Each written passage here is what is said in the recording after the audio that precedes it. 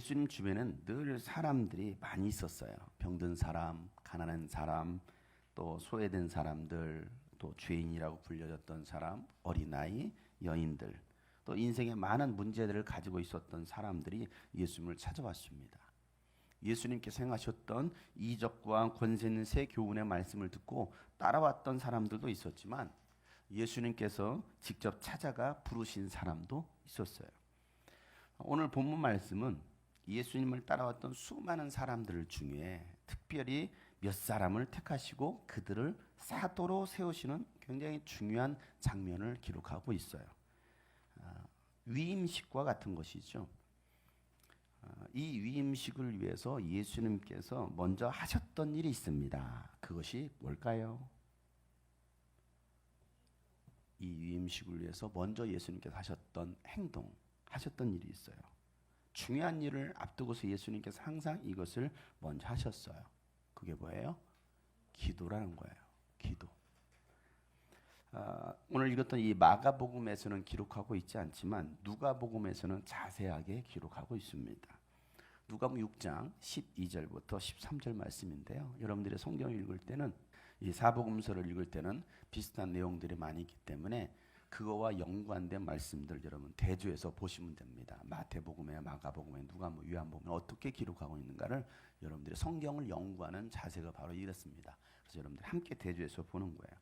누가복음 6장 12절부터 13절 말씀에 그 무렵에 예수께서 기도하려고 산으로 떠나가서 밤을 새우시며 하나님께 기도하셨다. 날이 밝을 때 예수께서 자기의 제자들을 부르시고 그 가운데서 12를 그는 사도들을 사도라고 부르셨는데, 자, 오늘 이 말씀에 보면 예수님께서 산에 오르셔서 뭐 하십니까?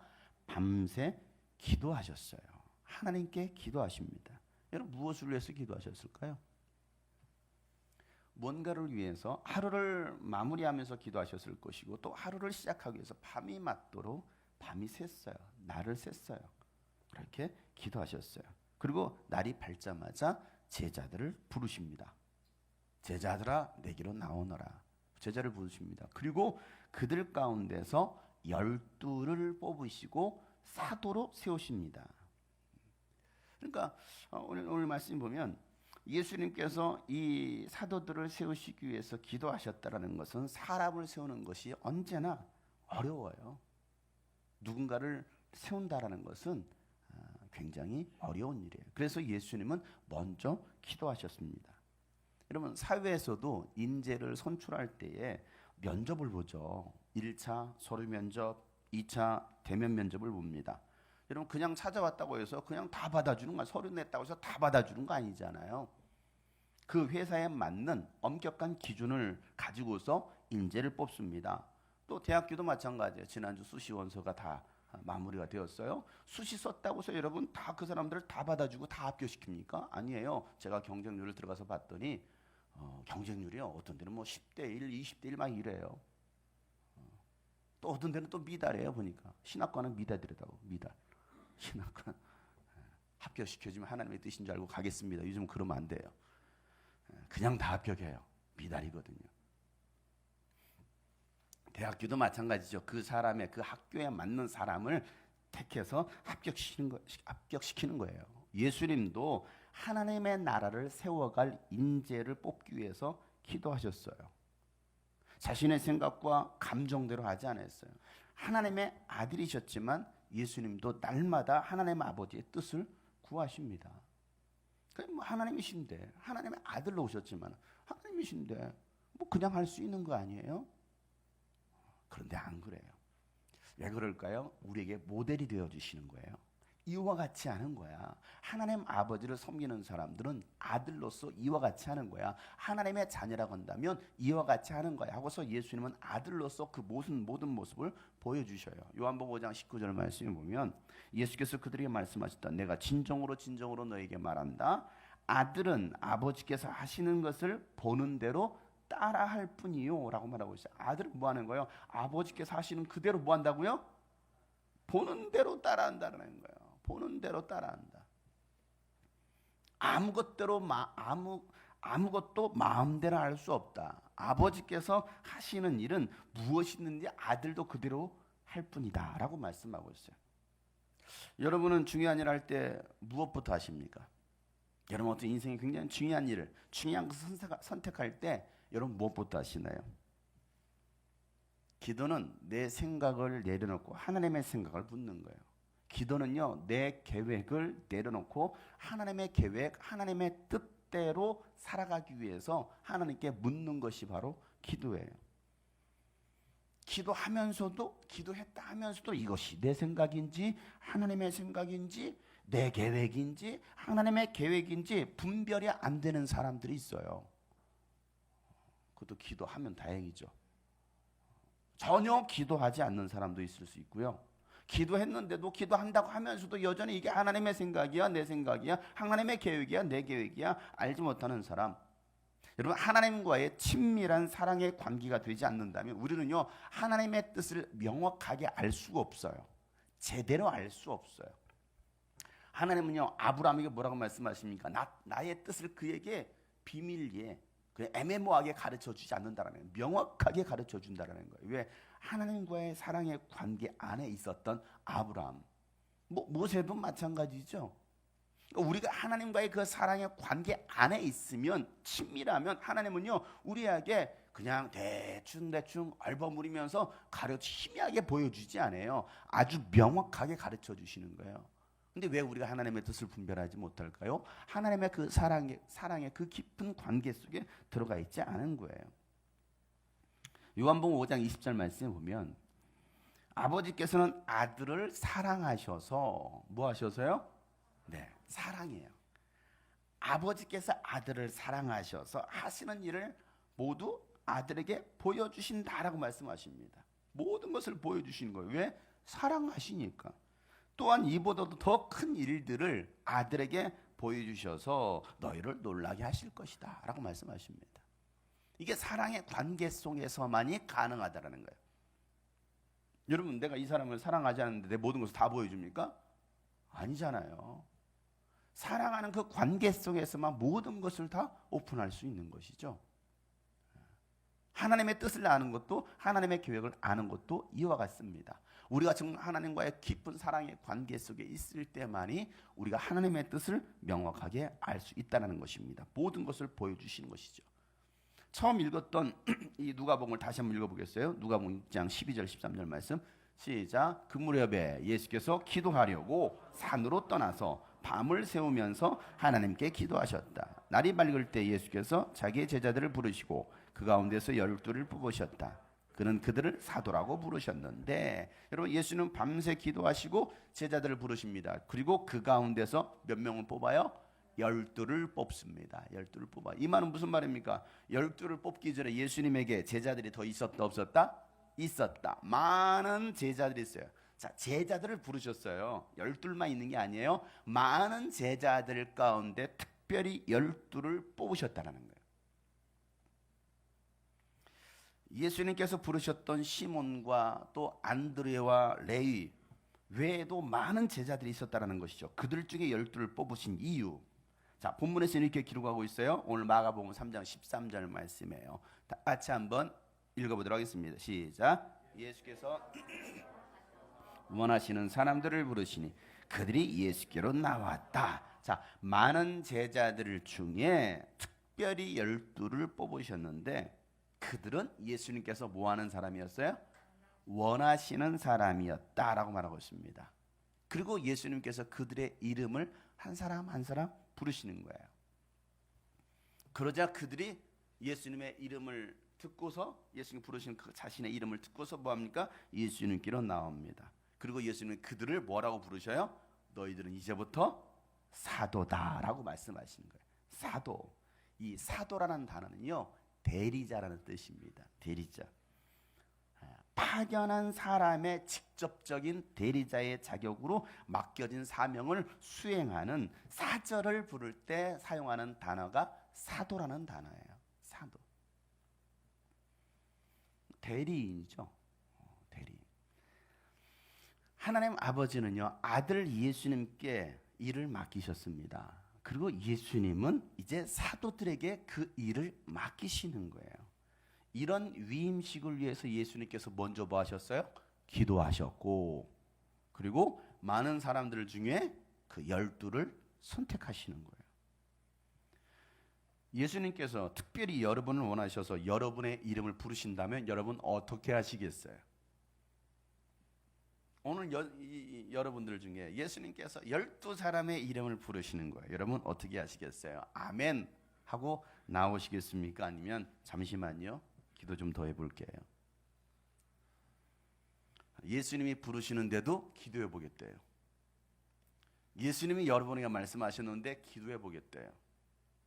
우리 선영자매님 이렇게 불렀어. 제가 그 목사님 부른 거잖아요. 예수님 부른 거 아니잖아요.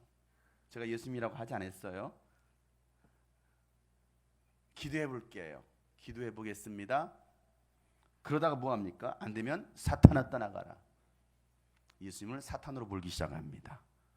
예수님께서 여러분에게 어느 순간에 말씀하셔요. 말씀 시간에 때로는 기도를 가운데 어떤 상황 속에서 여러분의 양육하는 프로그램에 하나님을 경험하는 삶이라는 게 있어요. 그 안에 있는 내용 가운데 이런 내용도 있어요. 주님께서 여러분에게 말씀하셔요. 오늘 이 주일 예배를 통해서 여러분에게 장용성 목사의 입을 통해서, 입술을 통해서 하나님께서 때로는 여러분에게 말씀하시는 것이거든요. 때로는 여러분 상황 속에서, 때로는 성경 읽다가 기도하다가 말씀하실 때 전혀 여러분이 생각하지 않는 상황, 여러분이 원하지 않는 그 상황에 딱 맞닥뜨렸어요. 어떻게 하시겠어요? 사탄아 물러가라. 이건 하나님의 뜻이 아닐 거야. 예수님이 12를 사도로 세우신 이유를 14절부터 설명하고 있습니다. 이게 사도들의 임무입니다. 역할이죠. 자, 14절부터 15절 말씀까지 우리 한 목소리를 읽도록 하겠습니다. 시작. 예수께서 12를 세우시고 그들을 또한 사도라고 이름하셨다. 이것은 예수께서 그들을 자기와 함께 있게 하시고 또 그들을 내보내어서 말씀을 전파하게 하시며 귀신을 쫓아내는 권능을 가지게 하시려는 것이었다. 여러분, 예수님이 사도로 따로 부르신 이유, 첫째, 자기와 함께 있게 하시려고 였습니다. 자, 예수님이 가시는 길이면 어디든지 함께 하는 거예요. 잘 때도 함께 합니다. 먹을 때도 함께 합니다. 늘 함께 하는 거. 다른 말로 말하면, 함께라는 단어를 다른 말로 말하면 가족이에요. 영적인 가족, 영적 가족. 여러분, 함께 할 때 배울 수가 있거든요. 특별히 가르쳐 주지 않아도 뭐합니까? 보고 배우는 거예요. 누구를? 엄마 아빠를. 나는 그렇게 가르치지 않았는데, 아니에요. 그렇게 가르치지 않았어도 엄마 아빠의 행동, 말하는 것을 보고서 아이들은 그대로 담습니다. 자녀들은요, 부모를 쏙 빼닮아요. 어쩜 그렇게 말하는 말투까지 똑같을까요? 행동도 똑같아요. 왜요? 배웠기 때문에 그래요. 배웠기 때문에. 보면서 그냥 머리끝부터 발끝까지 다 닮아요. 가르쳐주지 않아도. 그 이유가 어디 있습니까? 함께하고 있기 때문에 그래요. 예수님은 여러분과 함께하기를 원하십니다. 이게 사도들을 부르신 이유입니다. 자, 사도로 따로 부르신 이유 두 번째는요, 내보내셔서 말씀을 전하게 하시려는 것이었어요. 여러분, 함께라고 해서 그냥 우리끼리만 해서는 안 돼요. 우리끼리만 여기가 좋사오니 헤어지지 말자. 우리끼리 똘똘 뭉치자. 그리고 뭐합니까? 안 나가려고 그래요. 그냥 이 안에만 머물러 있는 거예요. 교회 안에만 머물러 있는 거예요. 교회 안에 있을 때는요, 다 믿음이 있어 보이고요, 다 신앙생활 잘하는 것처럼 보여요. 예수님 잘 믿는 사람처럼 보입니다. 교회 안에 머물러 있을 때는. 근데 예수님은 우리끼리만이 아니에요. 함께 우리끼리만이 아니라 뭐 하십니까? 이제는 흩으시는 거예요. 나가라는 거예요. 교회 밖으로 나가라는 것입니다. 나가서 뭐 하라고요? 말씀을 전하라는 거예요. 내가 너에게 함께 하면서 가르쳐 줬어, 배웠어. 그럼 이제 나가서 말씀을 전하라는 거예요. 예수님이 12 제자들과 함께 지내시면서 하나님 나라에 대해서 가르쳐 주셨습니다. 그리고 그들을 이제는 세상으로 내보내시는 거예요. 여러분, 진짜 제자 훈련은요, 오늘부터 본격적으로 제자 훈련 또 양육이 들어갑니다. 양육을 하게 됩니다. 12주 과정. 여러분, 12주 동안 책상에 앉아서 성경 공부한다고 해서 그가 제자가 되는 게 아니에요. 내가 이 과정 생명의 삶 맞춰서 예수님 자리에 맞춰서 믿음의 삶, 변화의 삶 다 했어. 근데 변화가 일어나지 않아요. 믿음도 없어. 있던 믿음까지 까먹어. 예수님 짜리하고 뭐 하나님을 경험하는 삶을 하고 뭐 이것저것 다 하는데 그걸로 끝나. 왜 그렇습니까? 왜 삶의 변화가 일어나지 않을까요? 여러 이유가 있어. 여러 이유가 있어. 여러분, 우리는 이 책상에 앉아 성경 공부한다고 해서 제자가 되는 것이 아니라 세상으로 나가서 하나님의 말씀을 전하는 거. 여러분, 오늘날 기독교인들이요, 듣는 것은 합니다. 오늘도 여러분 듣고 있잖아요. 하품하면서 듣고 있고 눈 감고 듣고 있고 다 듣고 있어요. 듣긴 해요. 왜? 전라도 말로 귓구녕이 열려 있으니까. 들리십니까, 여러분? 잘 들리십니까? 여러분, 제대로 듣고 생각을 해야 되는데 듣기만 해. 멍하고 듣기만 해.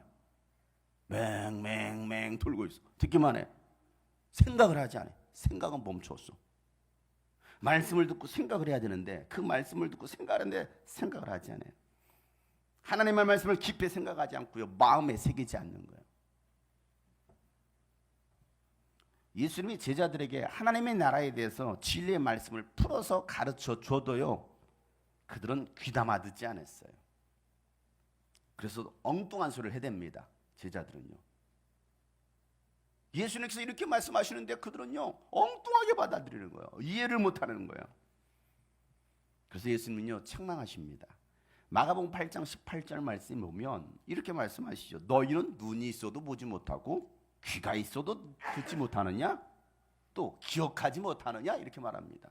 이게 무슨 말입니까? 제대로 듣지 못해? 제대로 보지 못해? 기억도 못해? 오늘 말씀 끝나고 1시간 뒤에 여러분 오늘 들은 말씀에서 한번 나눠봅시다. 하나도 기억이 안 나요. 하나도 기억이 안 나요. 왜 그렇게 기억이 안 날까요? 생각하지 않는 거예요. 마음에 담아두지 않는 거예요. 하나도 잊어버리지 않으려고 내 마음에 새겨야 되는데 노트에다 뭔가 필기하는 것 같아. 그냥 그저 가는 거야. 남는 게 없어. 왜요? 마음에 가슴에 담아두지 않는 거예요. 예수님은요, 이사야 선지자의 예언으로 말씀을 깨닫지 못하는 자들에서 이렇게 말씀하십니다. 마태복음 13장 15절 말씀에 다 같이 한번 큰 소리로 시작. 이 백성의 마음이 무디어지고 귀가 먹고 눈이 감겨 있다. 이는 그들로 하여금 눈으로 보지 못하게 하고 귀로 듣지 못하게 하고 마음으로 깨닫지 못하게 하고 돌아서지 못하게 하여 내가 그들을 고쳐주지 않으려는 것이다. 하나님이 이와 같이 말씀하셔요. 왜 이렇게 말씀하실까요? 듣지 않으려고 귀를 닫아버린 사람이 있어요. 들어야 되는데 앉아서 들을 생각을 안 해. 마음을 닫고 있는 거예요. 마음이 굳어져 있는 거예요. 마음이 굳어져 있어. 하나님의 말씀을 받을 자세가 되어 있지 않아요. 사도행전 17장에 보면 베레아의 사람들은 데살로니가에 있는 사람들보다도 더 신사적이었다는 거예요. 고상하다는 거예요. 그들의 그 신사적인 고상한 것은요, 이렇게 멋있게 양복을 입고 뭔가 수트를 입었다고 해서 여러분 그가 고상한 게 아니라 하나님의 말씀을 들을 때 귀담아 듣는 거예요. 사도 바울을 통해서 뭐라고 말씀하시는가, 그 말씀이 하나님의 말씀을 제대로 전하고 있는가, 그 말씀이 그러한가 하여 그들은 가서 날마다 성경을 읽었다라는 거예요. 성경을 연구했다라는 거예요. 오늘도 여러분들이 이 말씀을 듣고 정말 목사님이 전하는 말씀이 정말 진리의 말씀이신지 하나님의 말씀이신지 예수 그리스도의 말씀을 바로 전하는지 여러분 듣고서 뭐 해야 됩니까? 가서 또 성경을 연구해야 돼. 또 읽어봐야 되거든요. 근데 이걸로 끝나는 거예요. 유튜브에 생중계되고 올라가도 안 들었도 한 번 듣고 끝났어.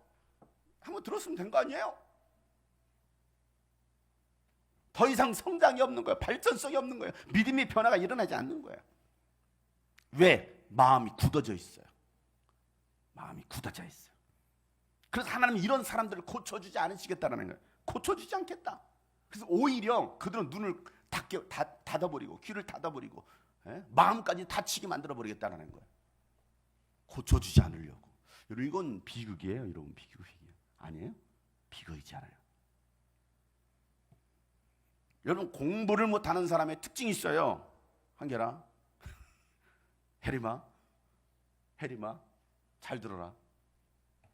공부를 못하는 사람의 특징, 귀담아 듣지 않아요. 귀담아 듣지 않아요. 경청하지 못합니다. 공부를 잘하지 못한 사람 생각하지 않아요. 더 이상 생각하지 않습니다. 수학의 원리도 생각하면서 풀어야 되는데 생각하지 않는 거예요. 몰라, 어려워. 생각을 해야 되는데. 믿음이 바로 세워지지 않는 사람도 똑같습니다. 제대로만 들어도 가르칠 수 있고요, 전할 수 있어요. 제대로만 들어도. 그리고 그들에게는 하나님은 복이 있다라고 말씀하십니다. 요한계시록 1장 3절 말씀에 오면 이 예언의 말씀을 읽는 사람과 듣는 사람과 그 안에 기록되어 있는 것을 뭐하는 사람은, 지키는 사람은 복이 있다. 그때가 가까이 왔기 때문이다 라고 했습니다. 자, 첫 번째 뭐라고요? 뭐하는 사람? 그 말씀을 읽는 사람. 성경을 읽어요. 예언의 말씀 읽어요. 그리고 듣는 사람. 그리고 지켜 행하는 사람이 복을 받는다. 이 말씀을 제가 항상 공부에 대입을 시킵니다. 읽는 것은 뭐냐? 미리 읽고 오는 거야. 예습하는 사람이에요. 자, 듣는 거 뭡니까? 수업 시간에 잘 선생님 말을 듣는 겁니다. 메모하는 거예요. 그리고 지키는 건 뭐예요? 집에 가서 또 복습하는 거예요. 가르쳐 보는 거예요. 그러면요, 공부 잘할 수밖에 없어요. 예습하지 않아. 현장에서 선생님 말씀 잘 안 들어. 복습이 어디 있어? 놀기 바쁜데. 여러분, 듣고 배웠으면 이제 나가서 해야 할 일은 말씀을 전파하는 거예요. 디모데후서 4장 2절부터 5절 말씀에 보면 바울이 디모데에게 했던 얘기인데요, 디모데에게 한 이야기로 듣지 마시고 오늘 여러분에게 하시는 말씀으로 들었으면 좋겠습니다. 다 같이 한번 시작. 그대는 말씀을 기회가 좋든지 나쁘든지 꾸준하게 해주십시오. 끝까지 참고 가르치면서 책망하고 경계하고 권면하십시오. 때가 이르면 사람들이 건전한 교훈을 받으려 하지 않고 귀를 즐겁게 하는 말을 들으려고 자기네 욕심에 맞추어 스승을 모아들일 것입니다. 그들은 진리를 듣지 않고 꾸민 이야기에 귀를 기울일 것입니다. 그러나 그들은 모든 일에 정신을 차려서 고난을 참으며 전도자의 일을 하며 그대의 직무를 완수하십시오 라고 말하고 있습니다. 여러분, 그대는 말씀을 선포하라는 거예요. 기회가 좋든 나쁘든. 아니, 지금 기회가 아닌가 봐. 기회가 좋든 나쁘든 뭐 하라는 거예요? 말씀을 꾸준히 전파하는 데 힘쓰라는 것입니다. 그리고 끝까지 참고 가르치래요. 책망하라는 거예요. 잘못해서 책망하라는 거예요. 그리고 또 뭐합니까? 경계하라는 거예요. 또 뭐합니까? 권면합니다. 자, 때가 이르면, 마지막 때가 되면 사람들이 뭐 할 거라는 거예요? 진리의 말씀을 받지 않으려 한다라는 것이죠. 진리의 말씀, 오히려 자신의 귀를 즐겁게 하는 말을 들으려고 자기 욕심에 맞춰서 스승을 찾는다라는 거예요. 목사를 찾아요. 성경 공부 가르쳐주는 사람을 찾아요. 자기 귀를 즐겁게 해주는 사람. 그래서 진리를 듣지 않고 어떤 이야기? 꾸며낸 이야기, 거짓된 복음에 귀를 기울입니다. 다 꾸며낸 이야기예요. 뭘로? 성경 가지고 여러분 얼마든지 속일 수 있습니다. 미혹할 수 있어요. 꾸밀 수 있습니다. 이단 사이비가 다 성경 가지고 만들어내는 거예요. 여러분들 바른 진리를 알지 못하면 가슴을 찢고 회개하라는 그 목사보다는요, 모든 것이 자유다라고 말하는 목사를 따라다닙니다. 다 자유라는데, 이렇게도 자유고 저렇게도 자유고 진리 안에 우리를 자유케 했다라는 게 어때? 자유입니까? 방종입니까? 그런 목사의 말을 사람들은 듣기 좋아하는 거예요. 왜 자유함이 없습니까? 여러분 자유가 왔잖아요. 자유하십시오. 여러분, 이런 시대가 도래할 때 여러분은 정신을 차리고 고난을 참고 전도자의 일을 하고 직무를 완수해야 된다고 오늘 말씀하고 있는 거예요. 디모데전서에서는요, 이렇게 예언하고 있습니다. 디모데전서 4장 1절에 다 같이 시작. 성령께서 그냥 말씀하십니다. 마지막 때 어떤 사람들은 믿음에서 떠나 속이는 영과 악마의 교훈을 따를 것이다. 마지막 때가 되면 어떤 사람들이 신앙생활 하다가 믿음에서 떠난다는 거예요. 열심히 교회생활 하다가 믿음에서 떠나요. 그리고 뭐합니까? 속이는 영과 귀신의 가르침, 마귀의 교훈을 따를 것이다라고 예언하고 있습니다. 여러분, 다 떠나는 게 아니에요.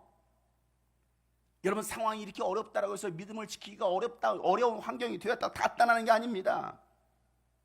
믿음을 지키지 못하는 어떤 사람들이 떠난다는 거예요. 그러니까 이 가운데도 떠날 사람이 있을 수 있어요. 믿음을 지키지 못한다면, 끝까지 지키지 못한다면 여러분은 끝까지 진리의 말씀, 바른 말씀 붙드시고 믿음 위에 굳게 서 있으시길 바랍니다. 그렇지 않으면요, 떠나는 거예요. 떠나는 거예요. 사도로 따로 부르신 세 번째 이유는요, 귀신을 쫓아내는 권능을 가지게 하시려는 것이다 라고 말하고 있습니다. 마태복음 10장 1절에 보면 이렇게 이 말씀을 쓰고 있어요. 다 같이 시작. 예수께서 12 제자를 부르셔서 더러운 귀신을 제한하는 권능을 주시고 그들이 더러운 귀신을 쫓아내고 온갖 질병과 온갖 허약함을 고치게 하셨다. 12 제자를 부르셨잖아요. 더러운 귀신을 제어할 수 있는 권능을 주셨습니다. 그들이 더러운 귀신을 쫓아내고 온갖 질병과 온갖 약한 것, 허약한 것을 고치게 하셨다는 거예요. 여러분, 왜 이 권능을 우리가 주셨을까요? 왜 이 권능이 우리가 있어야 됩니까? 돈다발 주면 안 돼요? 백주스피아 주면 안 됩니까? 왜 예수님은 우리에게 이런 것을 주었을까요? 보이는 게 아니잖아요. 심지어는요, 이 마태복음 10장에 보면 야, 두보로도 가지고 가지 마, 전대도 찾지 마, 이 돈주머니 찾지 마, 그냥 가라는 거예요. 아니, 돈 주면서 보내면 얼마나 좋아. 근데 예수님은 그런 걸 주지 않았어요. 보이는 걸 주지 않았어요. 보이지 않는 걸 줬어요. 그게 뭡니까? 보이지 않는 영적인 권능을 주셨어요. 이 권능을 주신 이유가 어디 있어요? 귀신이, 악한 영들이 세상을 장악하고 지배하고 있기 때문에 그래요. 사람들 속에 들어와서 육체적으로 병들게 합니다. 영적으로, 정신적으로 병들게 하고 있습니다. 귀신은요, 하나님을 섬기지 못하게 합니다. 예배 생활 하지 못하게 합니다. 기도 생활 하지 못하게 합니다. 말씀을 듣지 못하게 하고 귀를 막아버리는 거예요. 또 눈을 감게 하는 거예요. 이게 귀신이 하는 일입니다. 말씀 시간에 습관적으로 눈 감는 사람이 있어요. 말씀만 딱 시작되면 눈 감습니다. 여러분, 드라마가 딱 시작되는 순간 여러분 눈 감습니까? 극장에 갔어, 영화 딱 시작하는 순간 눈 감습니까? 광고 시간은 다 봐. 습관적으로. 여러분이 좋아하는 일 할 때 여러분 습관적으로 눈 감습니까? 아니에요. 스스로 감는 게 아니에요, 여러분. 말씀만 들으려고 하면, 예배하려고 하면 여러분 눈 감고 생각하는 게 아니에요. 말씀을 집중해서 듣는 게 아니에요. 말씀은요, 눈 뜨고 집중해서 듣는 거예요. 귀신이 여러분의 육체와 생각을 사로잡고 여러분을 조종하는 거예요. 성경만 읽으려고 하면 그렇게 졸려, 수면제야. 말씀만 들으려고 하면 그렇게 졸려요. 귀신이 못 듣게 하는 거예요. 왜? 생명의 말씀이 여러분 영혼 속에만 들어가면 귀신이 떠날 수밖에 없는 거예요. 어둠의 영은 떠나는 거예요. 그러니까 빛된 말씀을 듣지 못하도록 뭐합니까? 눈을 감게 합니다. 귀를 닫아버려요. 전혀 안 들리는 거예요. 마가복음은요, 귀신을 쫓고 병든 자들을 고치는 사건들을 굉장히 자세하게 많이 기록하고 있습니다. 귀신은 인간의 육체 속에 들어와서 인간들을 장악하고 인간들을 죽이려고 하고 인간을 괴롭힙니다. 마가복음 9장 25절 말씀에 보면, 나중에 이제 우리 계속 마가복음 읽으니까 자세히 읽겠지만은, 자, 9장 25절 말씀 큰 소리 한번 읽어보겠습니다. 시작. 예수께서 무리가 어울려 달려오는 것을 보시고 악한 귀신을 꾸짖어 말씀하셨다. 벙어리와 귀머거리가 뛰게 하는 귀신아, 내가 너에게 명한다. 그 아이에게서 나가라. 그리고 다시는 그에게 들어가지 말아라. 여러분, 벙어리 되게 하고 귀먹게 한 귀신아, 그 아이 속에서 나가고, 이렇게 말하고 있어요. 귀신이 들어가서 벙어리 되게 하고 귀머거리가 되게 한다는 거예요. 누가 들어가서? 귀신이 그 사람 속에 들어가서, 귀신이 여러분 속에 들어가서 말 못하게 하고 듣지 못하게 한다는 거예요. 예배도 마찬가지예요. 귀신이 여러분 속에 들어가서 여러분을 장악하면 소리내서 찬송 못합니다. 다 소리내서 찬송해도요, 입 딱 다물고 있어요. 다 마스크 쓰고 있어요. 소리 못 내요. 기도 못합니다. 하는데요, 입 딱 다물고 있습니다. 여러분, 물속에 빠졌어요. 죽어가고 있습니다. 입 다물고 있습니까? 살려주세요 안 합니까? 불에 타 죽고 집에 불 났는데 불이 안 합니까? 입 다물고 있는 거예요. 왜? 죽이려고. 기도 못하게 하는 거예요. 찬양 못하게 하는 겁니다. 저는 내성적이라서 못합니다. 거짓말하지 마세요. 세상 노래 그렇게 잘해요.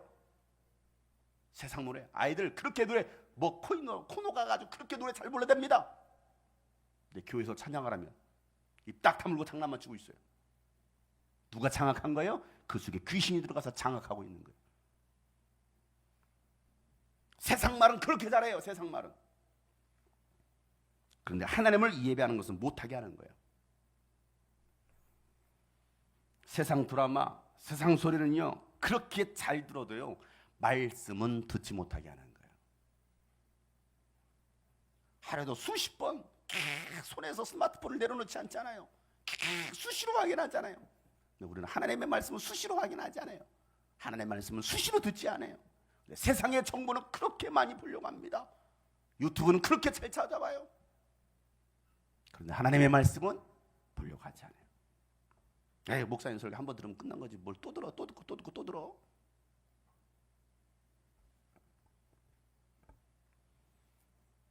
여러분, 이렇게 귀신에게 사로잡혀 살아가는 사람들에게서 귀신을 쫓아낼 수 있는 권능을 주시려고 제자들을 부르셨어요. 여러분에게도 이와 같은 능력이 있습니다. 12 사도들에게만 주시는 것이 아니라 예수를 믿는 여러분 모두에게도 주신 것을 믿으시길 바랍니다. 마가복음 16장 17절부터 18절 말씀에 우리 다 같이 큰 소리를 읽어보겠어요. 시작. 믿는 사람들에게는 이런 표징들이 따를 터인데 곧 그들은 내 이름으로 귀신을 쫓아내며 새 방언으로 말하며 손으로 뱀을 집어들며 독약을 마실지라도 절대로 해를 잊지 않으며 아픈 사람들에게 손을 얹으면 나을 것이다. 아멘. 믿는 사람들에게는, 예수님 믿으시는 분들은 아멘 해보세요. 정말 예수님 믿으십니까? 그럼 이 말씀도 믿으십니까?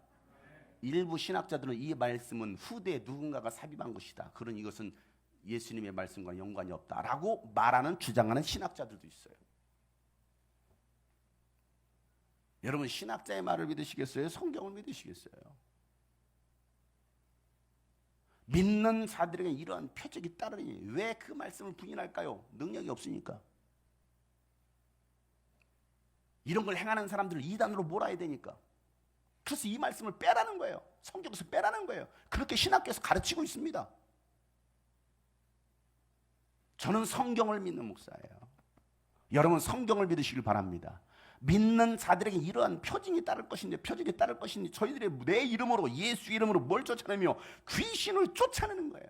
귀신을 쫓아내는 거예요.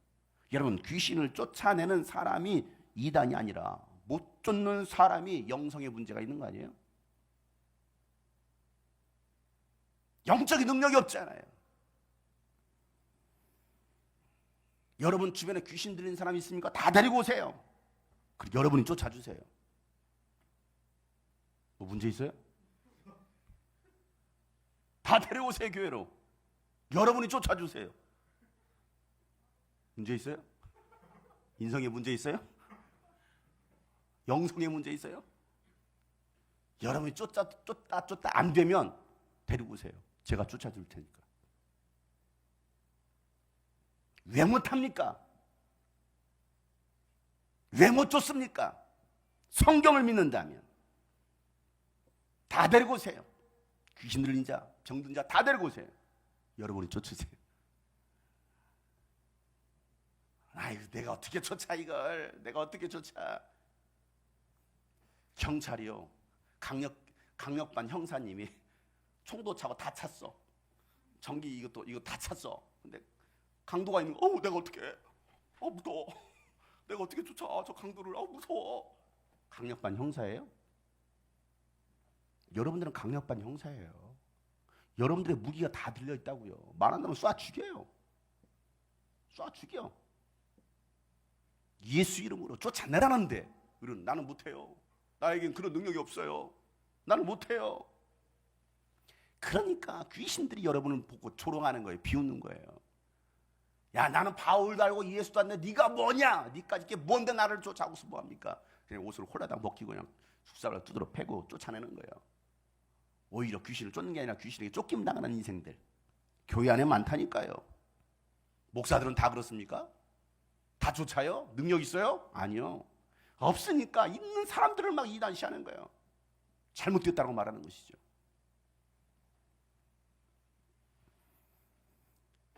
예수님은요, 이 권능까지도 제자들에게 위임해 주신 거예요.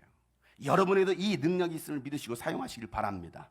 능력은요, 자꾸 사용해야 그 능력이 갑절이 되는 거예요. 갑절이 되는 거예요. 다 한번 선포하겠습니다. 나에게는 예수 이름의 능력이 있다. 나에게는 예수 이름의 능력이 있다. 자, 좀 하세요. 확신을 가지고서 능력 있게 좀 하세요. 예수님 능력 있대. 나는 공부 잘하는데. 나는 학교 갈 거다.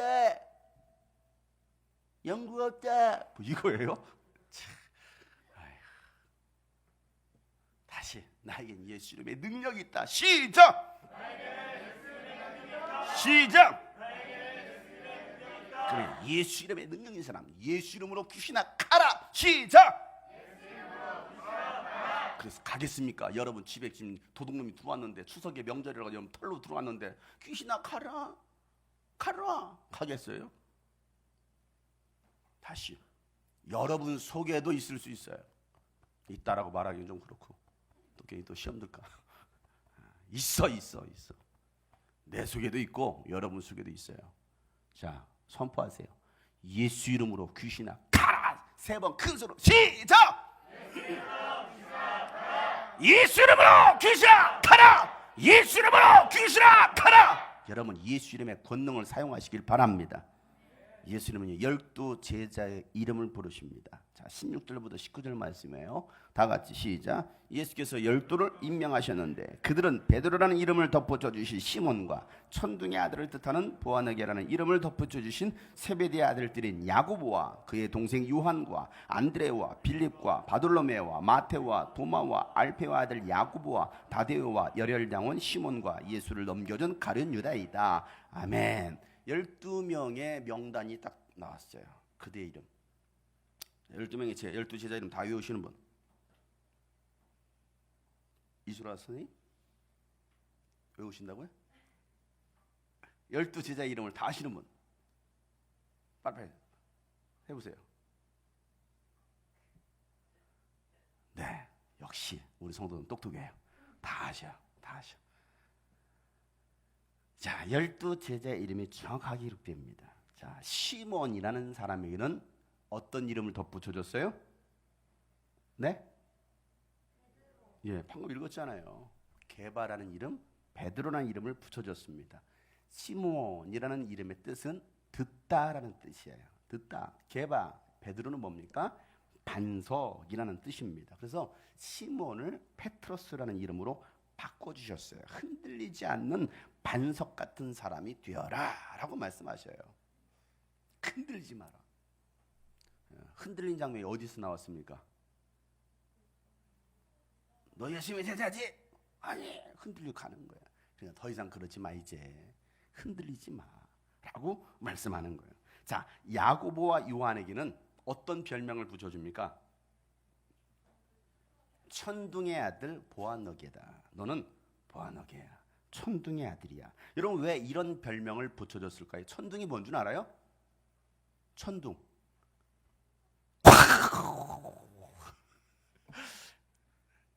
천둥. 이게 천둥이잖아요. 그죠? 왜 이 별명을 붙여줬을까요?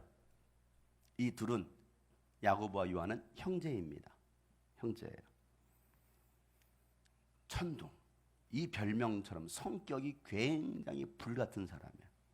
성격이 아주 뜨겁습니다. 예수님께서 예루살렘으로 올라가시는 길에 사마리아 땅에 사마리아 마을에서 잠시 들르고자 했어요. 야, 우리 이 마을에서 좀 잠시 들러서 쉴까라고 했는데 그때 사마리아 사람이 예수님을 맞아들이지 않습니다. 나가시오. 우리 마을에서 나가시오. 맞아들이지 않습니다. 그때 이 야고보와 요한이 예수님께 뭐라고 말하는지 아십니까? 예수님, 하늘에서 우리가 불을 내려서 저들을 다 태워버리라고 한번 명령할까요? 이 정도면 여러분 센 오빠들 아니에요? 그죠? 이 정도면 불태워 죽여버려요. 그냥 다 사질러버려. 대단한 사람들 아닙니까? 이게 누가복음 9장 53절 54절에 나온 말씀이에요. 누가복음 9장에 보면 이 말했다가 괜히 혼납니다. 예수님한테 뭘 불사질러 죽여? 혼나요. 이 정도로 불같은 사람인데요. 성격이 정말 천둥 같은 사람이, 천둥의 아들들이잖아요. 와 할 수 있는 사람들. 이랬던 사람들인데 그들이 성령을 받고 야고보는 최초 순교자가 돼요. 최초 순교자. 그리고 요한은요, 가장 오랫동안 살면서 유배를 당하고 성경을 기록하고 천둥 같은 하나님의 말씀으로 요한계시록을 기록하고 죽임을 당합니다. 요한복음 보면은 이 천둥 같은 분위기가 나요. 굉장히 부드럽습니까? 하나님은 사랑이시라. 요한복음 요한 1서 2서 3절을 보면요, 하나님은 사랑이시라. 그래서 굉장히 부드러워요. 그런데 원래 그랬던 사람들이 아니에요. 여러분, 시몬과 야고보와 요한에게는요 별명까지 붙여주실 정도로 12제자 중에서는요 특별히 이 3명을 더 예수님은 가까이 두십니다. 그리고 나머지 제자들 중에는요 예수님을 팔 가룟 유다도 포함이 되어 있어요. 아셨을 텐데 몰랐을까요? 아셨을 텐데 예수님은 가룟 유다까지도 12제자 안에 집어넣습니다. 사랑하는 성도 여러분, 오늘도 예수님은 하나님의 일을 위해서 여러분을 찾고 계시고 여러분의 이름을 부르고 계십니다. 그리고 여러분, 이 우리 성도들 가운데는 베드로도 있고요, 야고보도 있고 요한도 있습니다. 또 열심당원이었던 시몬도 있고 가룟 유다도 있을 거예요. 그러면 여러분은 저에게 묻겠죠. 가룟 유다가 누구입니까? 저도 몰라요. 주님만 아셔요. 똑같은 질문 하잖아요. 내니까? 팔자가 누구입니까? 내니까? 누구입니까? 예수님은 여러분과 함께 하시려고 여러분을 주님이 꿈꾸신 교회로 부르셨어요. 많고 많은 교회 중에 죽금 가족으로 부르셨어요. 이 공동체 안에서 가르침받고 훈련받아서 세상으로 내보내셔서 복음을 전파하게 하시는 거예요. 그리고 병든 자들을 고치고 귀신을 쫓아내라고 권능도 주셨습니다.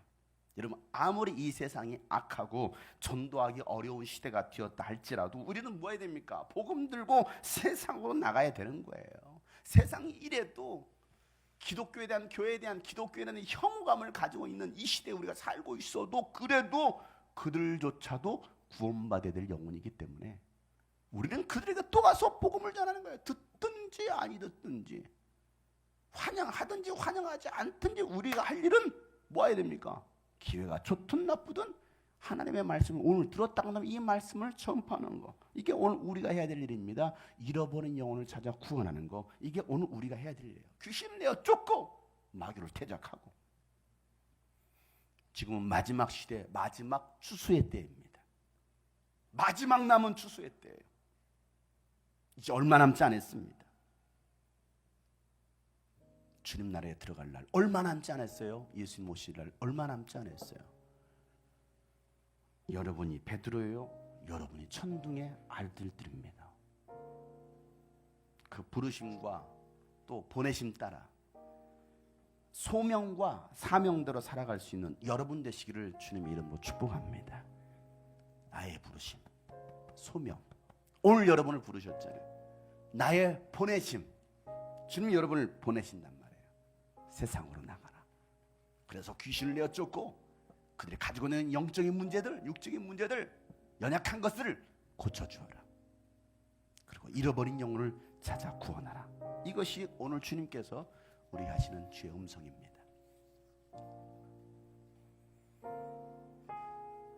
그 뜻에 순종하며 살아갈 수 있는 이 10월 한 달이 되기를 축복합니다.